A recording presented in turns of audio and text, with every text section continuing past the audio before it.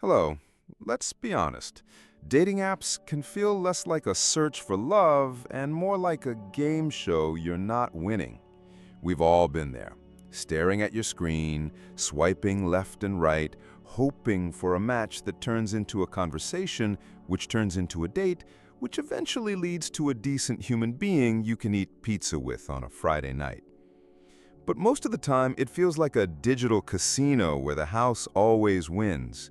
You spend hours and emotional energy, and all you get is a bunch of matches you never talk to. It's a chaotic mix of awkward small talk, ghosting, and the nagging feeling that everyone else got the user manual for these apps, and you were stuck with the one-page quick start guide that just said, "Swipe right for a good time." But what if I told you that the game isn't rigged, it's just misunderstood? It's because there are unspoken rules, the ones nobody ever tells you about. The rules that separate the people who find great connections from the ones who just get another digital pen pal. The game doesn't change when you get a new app or a new haircut. It changes when you change your strategy. And once you understand these unspoken rules, the game changes completely. Today I'm going to reveal the 6 most important unspoken rules of modern dating apps. And trust me, these are the rules that will help you transform your dating app experience from a frustrating grind into a purposeful and, dare I say, enjoyable adventure. Get ready to stop playing the game on their terms and start playing it on yours. The world of online dating is a strange place. It's a land of endless possibilities that often leads to endless disappointment. We swipe right on people we'll never talk to, and we have conversations that end with, "So, what are you up to this weekend?" for a month straight. Many people believe it's a numbers game. The more people you swipe, the better your chances. But that's where the unspoken rules come in. This thinking is a common psychological trap.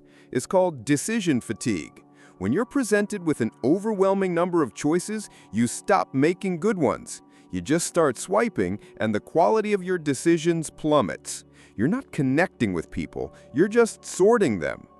These rules aren't about being manipulative or insincere. They're about being intentional, strategic, and most importantly, authentic. They're about changing your approach from "what's wrong with me" to "what's the smart way to play this game?" By the end of this video, you'll have a new perspective on dating apps and the tools to make them work for you, not against you. Think of these rules not as tricks, but as a framework for building genuine connections in a digital space that often feels anything but genuine. We're going to stop seeing dating apps as a problem and start seeing them as the powerful tool they were meant to be. We'll cover everything from the psychological traps of mass swiping to crafting a profile that tells a story, and from the importance of vulnerability to the absolute necessity of not taking things personally. Get ready to finally learn the rules of this chaotic game. The first unspoken rule is also the most counterintuitive. You are not a machine built for mass swiping. The apps want you to believe that the key is to swipe as many people as possible. They want you addicted to the dopamine hit of a new match, making you feel like you're being productive when you're really just spinning your wheels. But here's the truth. Your goal is not to have 50 matches. Your goal is to have one meaningful conversation that leads to a great date. When you mass swipe, you're activating a well-documented psychological trap known as the paradox of choice. When you're presented with an overwhelming number of options, your brain becomes paralyzed. You look at your inbox with 50 unread messages and think, "Where do I even start?" This mental paralysis often leads to you talking to no one. You're spreading your emotional and mental energy so thin that no genuine connection can ever take root. It's like going to a massive all-you-can-eat buffet. You pile your plate high with a little bit of everything, but you don't actually enjoy any of it. True satisfaction comes from choosing a few high-quality dishes you can savor. You're also training yourself to prioritize the act of matching over the act of connecting. Every match is a small empty victory that gives you a quick fix, but no long-term satisfaction. The result? Dating app burnout. That feeling of exhaustion and cynicism that makes you want to delete the app forever. This is not how you build a relationship. This is how you collect digital ghosts. With that being said, let's look at common mistakes with this rule and then move on to practice. Mistake number 1, the "I'll just see who swipes back" mentality. This is the default setting for many users. You swipe right on everyone because it feels like less work. But this approach is a self-fulfilling prophecy of disappointment. You get matches you're not even interested in, and you end up wasting their time and yours. Mistake number 2, the profile blind spot. This is when you make a decision based on the first picture alone. You don't read their bio, you don't look at their other photos. You're treating people like a deck of playing cards, not individuals. This leads to conversations that die out instantly because you have nothing to talk about. Mistake number 3, the match hoarder. This is a symptom of the collector's fallacy. You feel validated by having a high number of matches, but you never actually talk to them. Your inbox becomes a graveyard of unopened messages and lost opportunities. You're collecting, not connecting. Let's change this. I want you to try something for the next 7 days. This is the selective swiping challenge. 1. Set a daily limit. Only allow yourself to swipe right on a maximum of 5 people per day. Yes, just 5. This forces you to be more intentional. 2. Use the triple filter. Before you swipe right, ask yourself 3 questions. Question 1. Do I find their photos genuinely interesting, not just attractive? Look for photos that tell a story. Question 2. Is there something in their bio that gives me an easy conversation starter? Look for specific hobbies, passions, or a funny line. Question 3. Do they seem like a person I would genuinely want to spend 20 minutes talking to? If the answer is no, it's a left swipe. Start with a specific message. When you get a match, don't send "Hey" or "How are you?" Reference their profile. If they mention they love a band you like, say, "Hey, I saw you're a fan of that music band. What's your favorite album of theirs?" This shows you paid attention and gives them a reason to reply. I know a friend who was stuck in the numbers game for over a year. His inbox was a graveyard of "heys" and "what's ups." He felt exhausted and discouraged. One day, he decided to stop. He started using the 3-swipe method and began asking thoughtful questions based on profiles. He found himself actually excited about the conversations. He was no longer trying to fill an inbox, he was trying to find a person. A week later, he had a great coffee date with one of those 3 people.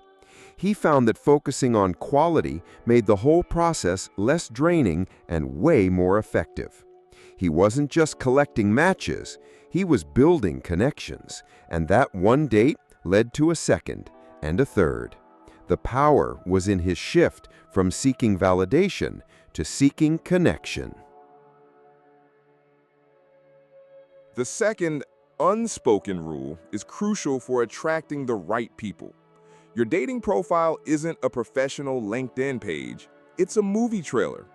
And just like a great trailer, it should show your personality, hint at your passions, and make people want to see the full feature film. Most people make their profiles into a list of accomplishments. I'm a lawyer, I like to travel, I go to the gym. It's boring. It tells people what you do, but not who you are. This is the difference between a factual report and a compelling story. People don't fall in love with job titles. They fall for quirks, for passions, for a sense of humor. Your profile needs to give people an easy opening to start a real conversation. We're wired to connect with stories, not with bullet points. Your profile should spark curiosity and make a potential match think, I wonder what their story is. It's the difference between a person who says they're funny and a person who makes you laugh with their bio. The latter is far more compelling. A good profile doesn't just list your hobbies, it shows you enjoying them. It's the difference between saying I like hiking and a picture of you on a mountain drenched in sweat with a huge grin on your face holding a sign that says, "Made it." This principle is about creating a feeling. A resume makes people feel like they're evaluating a candidate for a job. A story makes people feel like they're about to start an adventure with you. So the mistakes appearing most often are the following. Mistake number 1, the everything but the kitchen sink bio. You list every single hobby and interest you have, from cooking to watching obscure documentaries. The result is a generic, overwhelming block of text that tells people everything and nothing at the same time. It feels like you're trying to please everyone. Mistake number 2, the selfie gallery. Your profile is just 5 different selfies, all taken in the same lighting, in the same room, with the same smoldering look. This doesn't show your personality. It says, I am a person who takes selfies. People want to see you living your life, not just looking at your phone. Mistake number 3, the I'm a good person bio. Statements like, I'm a good person looking for a good person, or no drama please, are red flags. They don't prove you're a good person, they just state it. Your profile should show your kindness and lack of drama through your words and pictures, not just declare it. Let's turn your profile into a story. I want you to try this challenge for your photos and your bio. 1. Curate your photos. Your photos are your first impression. Let's aim for a mix. The headshot, a clear, friendly photo where you are looking at the camera and smiling. The hobby shot, a photo of you actively doing something you love, hiking, playing an instrument, cooking. This shows your passions. The social shot, a photo of you with friends. This shows you're a social person. Bonus points if you're laughing. The personality shot, a photo of you doing something silly or unexpected. Maybe it's a picture with your pet or a funny face. This shows your sense of humor. 2. Write a narrative bio. Your bio should tell a short story or give a glimpse into your personality. Instead of, I love to travel, try, my goal is to visit every single national park in the US, and I've only got 57 to go. Instead of, I'm a foodie, try, currently accepting applications for a co-pilot to help me find the best taco truck in the city. Instead of, I'm looking for a serious relationship, try, looking for someone to argue with about what to watch on Netflix and who will still bring me coffee in the morning. I remember seeing a profile that just said, I'm an accountant. Yawn! It told me nothing. A few months later, the same person's profile said, I crunch numbers all day, so I appreciate a good story at night. Send me your best one. He went from getting a few low-effort matches to an influx of people sending him funny stories and conversation starters. The second bio was so much more engaging and made him sound like a fun person, not just a job title. It proved that the right words can be more attractive than a perfect picture. By showing his personality, he attracted people who were interested in him as a person, not just as a profile. The third, and arguably most important unspoken rule is this. Dating apps are a means to an end, not the end itself. We often get stuck in a text-based limbo, sending messages back and forth for weeks, only for the conversation to fizzle out. This is a huge time waster. You can learn more about a person in 10 minutes of face-to-face conversation than in 10 days of texting. Endless chatting creates a false sense of connection. You build an image of the person in your mind that may not be real. The longer you wait, the more idealized this image becomes, and the higher the expectations get. This creates a state of cognitive dissonance, a mental discomfort that arises when your idealized image of a person clashes with their reality. The more you text, the more you invest in a fantasy, making the first meeting incredibly awkward and often disappointing. The point of the app is to get to the real world. The app is a great tool for a quick introduction, but a terrible tool for building a genuine connection. Real connection happens in person, where you can see their facial expressions, hear their tone of voice, and feel their energy. Texting is like a low-resolution photo. It gives you an idea, but it's no substitute for the real thing. You're not looking for a pen pal, you're looking for a person.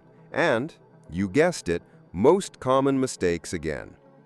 Mistake number 1, the waiting for the perfect moment excuse. Many people are afraid of rejection, so they wait for the perfect moment to ask for a date. The problem is, that moment never comes. The longer you wait, the more likely the person is to lose interest or find someone else. Procrastination in dating is a recipe for disappointment. Mistake number 2, using texting as a crutch. This is when you use messaging to avoid the vulnerability of face-to-face interaction. You're great at witty banter and emoji flirting, but the thought of a real-life conversation is terrifying. This approach keeps you safe, but it also keeps you single. Mistake number 3, the good morning, good night loop. This is a classic symptom of a conversation going nowhere. You text good morning and good night every day, but there's no substance in between. It creates a feeling of intimacy that isn't actually there, and wastes both your time. Instead, after a few messages, when you feel a decent connection, suggest meeting up. Don't wait for a week. The best approach is a low-pressure, low-investment plan. This is what I call the two-message rule. 1. Start with a specific question. After you match, send a message that shows you read their profile. For example, your bio says you're a big fan of old movies. What's one you think I should watch? 2. Suggest a low-pressure date. After 1 or 2 back-and-forth messages, pivot to a simple, low-stakes meeting. The key is to make it easy to say yes. Instead of, do you want to go on a date this weekend? Too much pressure. Try, hey, this conversation is great, but I think it would be even better over a coffee. What are you up to on Tuesday? Clear and low pressure. Instead of, what's your schedule like for the next 2 weeks? Too much work. Try, I'm heading to the park this weekend. Want to grab a quick walk? A specific, easy activity. This shows you're a person who takes action, and it separates you from the crowd of perpetual texters. If they say no, that's okay. You've saved yourself a lot of time and emotional investment. A friend of mine, let's call him Alex, had been texting with someone for a month. He was so excited to finally meet her. He had built up this mental image of them being his perfect match, based entirely on their clever banter. But when they did, they had no chemistry. The person he had been texting was a completely different person in real life. All that time and emotional investment gone. It was a classic case of chat fatigue. Now, Alex asks people to meet within the first few days of matching, and he's having much more success and a lot less frustration. He learned that a few real-life no's are better than a month of digital maybes. The goal isn't to be a perfect texter, it's to be a great real-life human. In a world of carefully curated profiles, the fourth unspoken rule is to embrace vulnerability. We all want to be seen as the most interesting, attractive, and successful versions of ourselves. We post pictures of our vacations and accomplishments, but we hide our daily struggles and our quiet moments. This creates a wall of perfection that is impossible for anyone to climb. Vulnerability isn't a weakness, it's a superpower. It's what creates genuine connection. The more perfect your profile is, the more intimidating and inauthentic you appear. People see a flawless profile and think, they're out of my league, or they can't be real. It creates a barrier that prevents a genuine connection from forming. Vulnerability, on the other hand, makes you relatable. When you show a small, relatable flaw or a genuine passion that isn't a universal cliché, you make yourself human. This is what attracts people who are looking for a real person, not a perfectly crafted digital avatar. This also triggers the psychological principle of reciprocity. When you open up a little, it creates a safe space for the other person to do the same. This back-and-forth exchange of honesty is the foundation of true intimacy and rapport. It's the difference between a conversation with a robot and a conversation with a real person. And the mistakes made on this rule can be rather obvious. Mistake number 1, the everything is awesome profile. You present a life that looks like an Instagram highlight reel. Perfect sunsets, smiling friends, and no bad days. This doesn't make you look happy. It makes you look like you're hiding something. Mistake number 2, the overly edgy persona. You try to seem cool and unbothered, using sarcasm and a detached tone. This often comes across as rude or emotionally unavailable, which repels people instead of attracting them. Vulnerability is about being open, not about being a tough guy. Mistake number 3, confusing vulnerability with a trauma dump. This is a critical distinction. Vulnerability is sharing a small, relatable imperfection to create connection. A trauma dump is sharing your deepest problems with a stranger, which is an emotional burden. The key is to start small and gauge the other person's reaction. Let's make your profile more human. This challenge is about intentionally adding a touch of vulnerability. 1. Add a small flaw to your bio. Think of a fun, relatable imperfection. Instead of, "I'm a great cook," try, "I can cook a mean lasagna, but I'll probably set off the smoke alarm." Instead of, "I'm an adventurer," try, "I'm a terrible navigator, but I'm an excellent passenger, so I'm always up for an adventure." Use a candid photo. Go through your photos and find one where you're not perfectly posed. Maybe it's a picture of you laughing with a mouthful of food, or one where your hair is a mess after a long hike. This shows that you're a real, fun person, not just a professional model. Be honest in conversation. When a match asks you what you're up to, don't just say, "Not much." Try a more honest and engaging answer, like, "I'm just watching a terrible movie on Netflix, but the pizza is incredible." I once came across a guy's bio that just said, "I'm a coder, so my social skills are a work in progress, but I can fix your Wi-Fi." It was so refreshingly honest and funny. He wasn't trying to be the perfect, cool tech guy. He was just a human being who was good at one thing and honest about another. He got a ton of matches because people were drawn to his vulnerability and sense of humor. He wasn't trying to be someone he wasn't. This taught me a huge lesson. The most attractive thing you can be is yourself, with all your quirks and imperfections. The 5th unspoken rule is this: don't take anything on dating apps personally. This is a difficult but crucial mindset shift. When you get ghosted, when a conversation fizzles, or when a match doesn't turn into a date, it is almost never about you. Dating apps are a high-speed, chaotic environment. People are busy, they're distracted, they're juggling multiple conversations, and they might even be talking to someone they've known for a while. A message left unanswered isn't a rejection, it's a data point in a very noisy system. Taking every non-response personally is like getting mad at the traffic for not letting you through. It's just the nature of the system. There's a psychological concept at play here called de-individuation. Because people are interacting through a screen, there's a certain anonymity. They don't have to face the emotional consequences of their actions, which makes them more likely to ghost or simply disappear. Their behavior is a reflection of the platform, not a judgment of your worth. We also fall victim to the fundamental attribution error, our tendency to believe someone's bad behavior is due to their character, their rube, rather than their circumstances, they're overwhelmed. In a dating app context, this means we assume a ghosting is because we weren't good enough, when it's almost certainly because of their own chaos. So what are the mistakes?